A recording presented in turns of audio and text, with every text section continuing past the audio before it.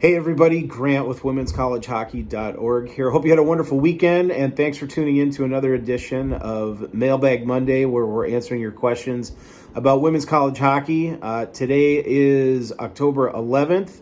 It's Monday, and it's also Thanksgiving north of the border in Canada. So to all of our Canadian readers and viewers, hope you guys are having a great Thanksgiving with friends and family, eating some great food.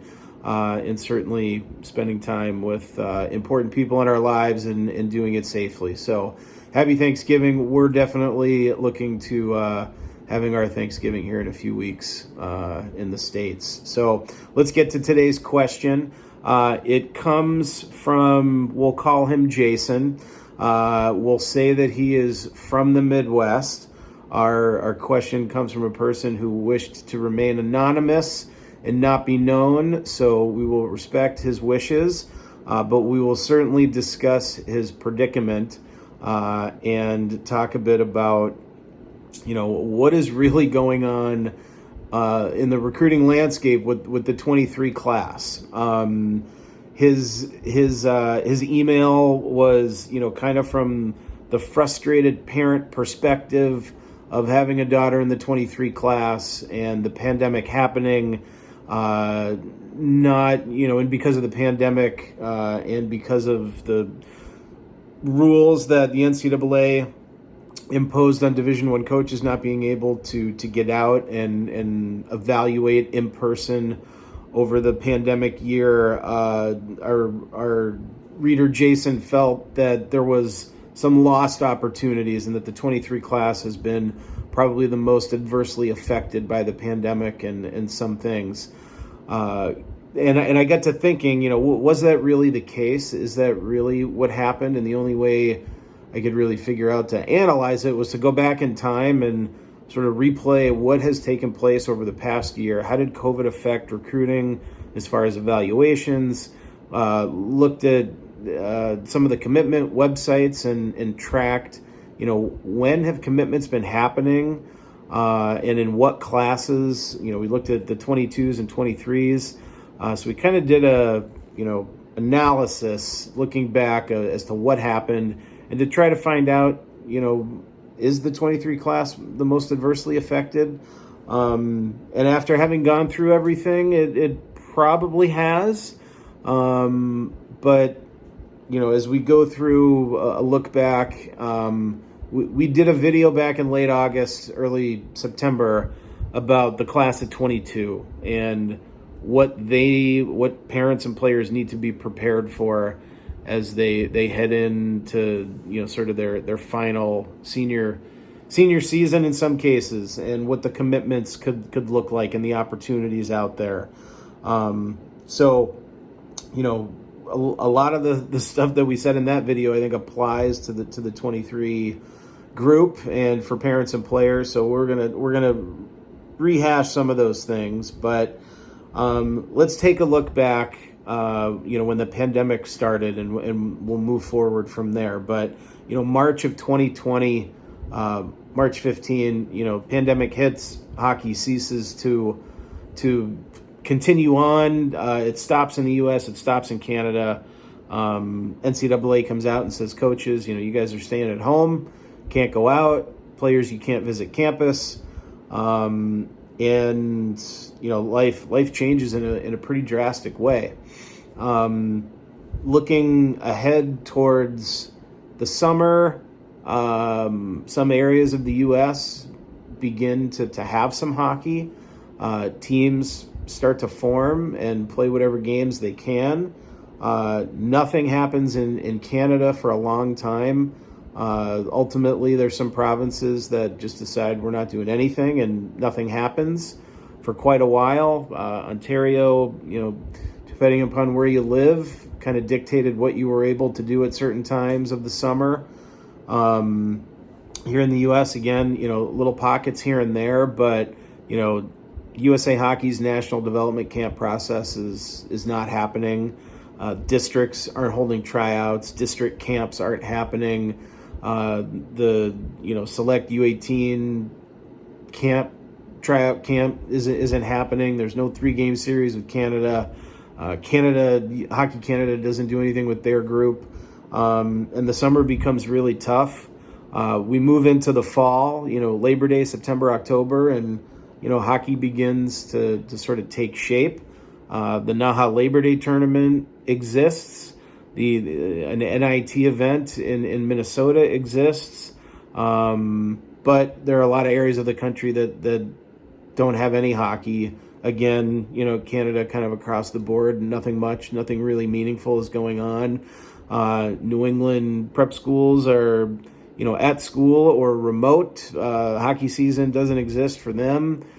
Club teams around the country have varying degrees of seasons and are able to schedule games with teams who they can in certain areas based on travel restrictions. Minnesota high school hockey is able to have a season, but it's certainly far from normal. And again, Division I coaches not able to get out. We look to the spring, March, late April into May.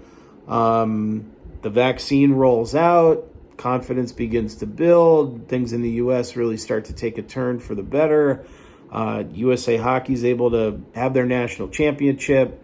The NCAA makes an announcement about college coaches being allowed back on the road come June 1st. The recruiting calendar and the camp dates and events start to populate the calendar for the rest of the summer.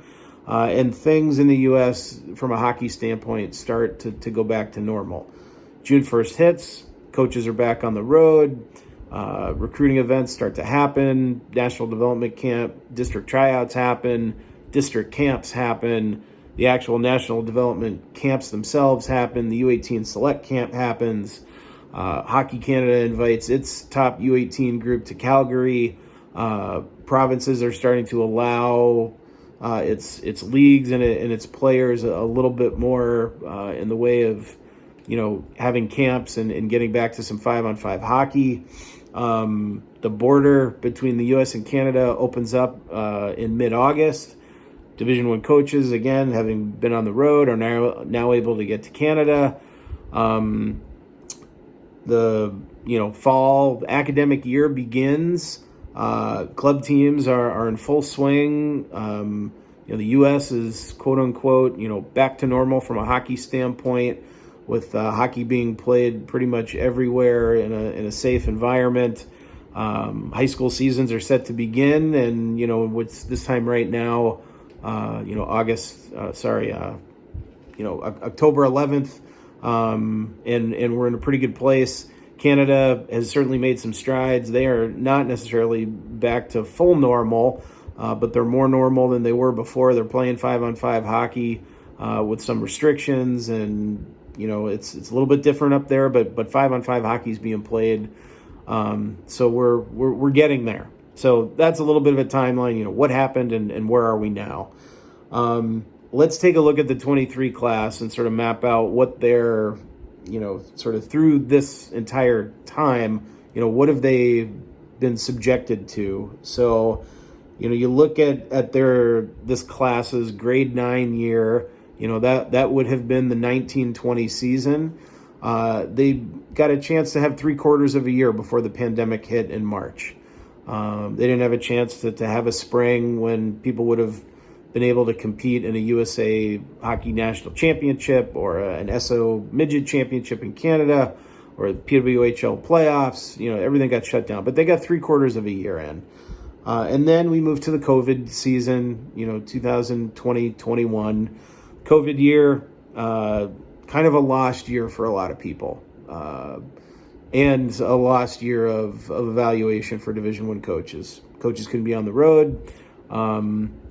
So, that would have been your grade 10 year. And then we have this year, 2021-22. This is your grade 11 year. And we're 4 months, sort of into it, almost 5, going back to sort of June 1st as a starting date. You got June 15th, which is the first call date that college coaches can pick up the phone and talk to recruits. And then next year, that's your senior year. So you had 3/4 of a year in grade 9. You really didn't have anything in grade 10, and you're starting back up in grade 11 with sort of 4 months in and some evaluation opportunities with summer camps and tournaments and showcases and all that stuff. Unless you are probably from the deep South and Alabama or Mississippi, where there's not a lot of hockey being played, geography and what your hockey situation, as far as the team that you play for, the program you play for, and what events that team or you have been able to do has really dictated how much evaluation opportunities you've put yourself to be in front of college coaches. As we said, a lot of things happen this summer. If you played for a team that travels all over North America, maybe you were at the Naha Labor Day tournament, maybe you were at Girls Fest in Pittsburgh. Maybe you were part of the Minnesota Elite League that's been going on. Maybe you've been part of what's been going on in the Northeast with the New England Girls Hockey League. There's hockey being played and college coaches are out and about. As I said, we also took a look at the commitments that have taken place and when those commitments have happened. So just for some context, prior to COVID hitting, and I used sort of March 15th as when COVID hit. So prior to March 15th, the class of 2023 had close to 20 commitments. And there's a commitment website that we use, which, I think for all intents and purposes has a pretty good reliability to it. It's far from perfect, but definitely more reliable than some of the other ones out there. And they actually give a date of what year somebody is planning to enter into, what class they're going to be a part of. It also will indicate the date that the commitment went live on its site, which does not always correspond with the actual date of the commitment between the player and the program, but at least we know sort of, when it went live, and that's kind of the key date that we're looking at. So prior to March 15th of 2020, for the 23 class, there were, close to 20 commitments. If we look at the 22 class, the class above them, sort of using a similar methodology where we are looking for a number of commitments prior to March 15th of 2019, there were just over 70 commitments. So you have 20 to 70, you have a difference of about 50. And why is that such a drastic difference? And I think there are a few reasons. First and foremost, the 23 class was the first class that was affected by the new NCAA rules of communication, which went into effect May 1st of 2019.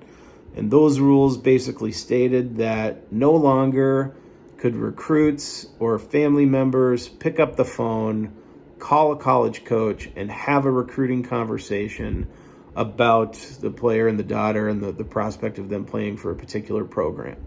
Phone call date was moved to June 15th after the recruit's grade 10 year was ended, or June 15th, whichever sort of came earlier. So again, the 23 class was the first class affected by this. The 22 class, they had an opportunity to have those conversations in grade 9. So that's one reason. Second reason, obviously you have the pandemic. You had less opportunity to be evaluated in your grade 9 and grade 10 years. And so you have the pandemic affecting things. You also have, along with the pandemic, a whole country, as far as Canada, not being open. And at the Division I level, there is a heavy emphasis on recruiting Canadians. And with that country not open, not necessarily open, but not open for a while, but hockey not being played, Division I coaches couldn't get the evaluations in, and I think a lot of college coaches wanted to be patient and wait for Canada to be open so that they could get a chance to see what the 23 talent pool looked like. Plenty of opportunity to evaluate the 23s in the U.S. over the past 4 months, but it hasn't been until recently that coaches have been able to get up to Canada. And there, are still some events that coaches had wanted to get to but have been canceled. They had the Atlantic Challenge Cup last weekend canceled. The U18 Canadian Under-18 Women's National Championships are canceled, slated for the end of the month. So things are not back to normal, but hockey's being played, and coaches, I think, wanted to really get up there. So you have the rule change, you have the pandemic, affecting things, and thirdly, you have, the NCAA last year gave everybody who played college hockey an extra year of eligibility that allows seniors to graduate and have a fifth year and finish it either at their current institution they graduate from or to go elsewhere. And because of that, the process is going to take a lot longer. But it also means that there are less spots probably going to be available. So something we gave in our last video was sort of a number somewhere between 240, 250, somewhere in there. That's the number of slots that are available to first-year recruits heading into a recruiting class. If you're, we got 41 teams, average class is, let's say 6 players. That's the number, give or take, 230, 240, 250, somewhere in there. With graduate transfers, it's tough to tell how many spots those guys are going to eat up, but they're going to take some spots away.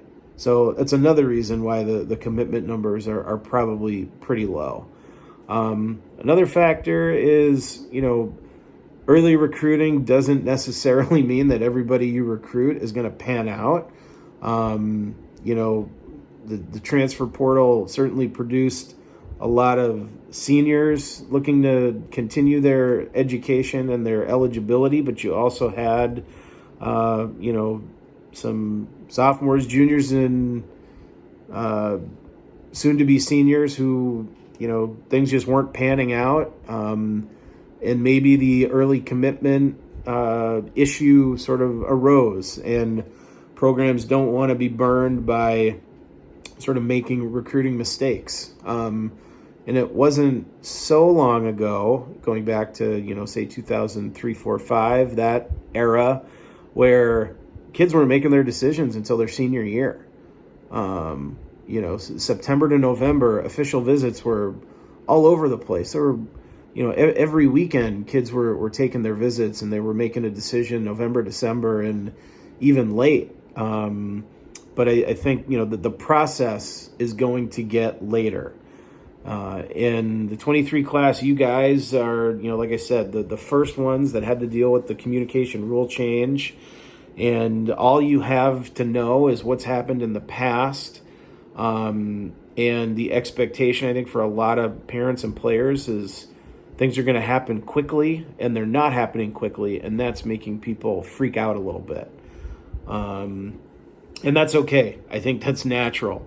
But there are some things, I think, as I get to sort of my notes on a napkin here, some things that parents and players can do to alleviate some of this anxiety, feel like they have a sense of control, and to, sort of let the process play out while taking some action. So, number one is, focus on what you can control.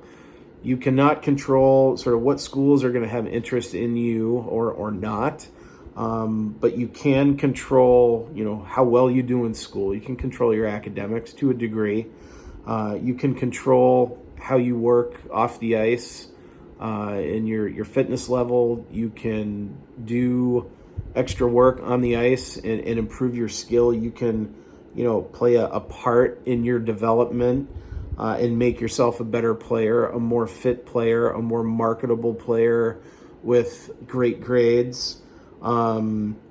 You can control the level of engagement that you have with schools that you have an interest in by, those of you in grade 11 can pick up the phone and you can call college coaches. You can send your emails. You can send your text messages. You can ask very specific questions so that you can get the information you're looking for.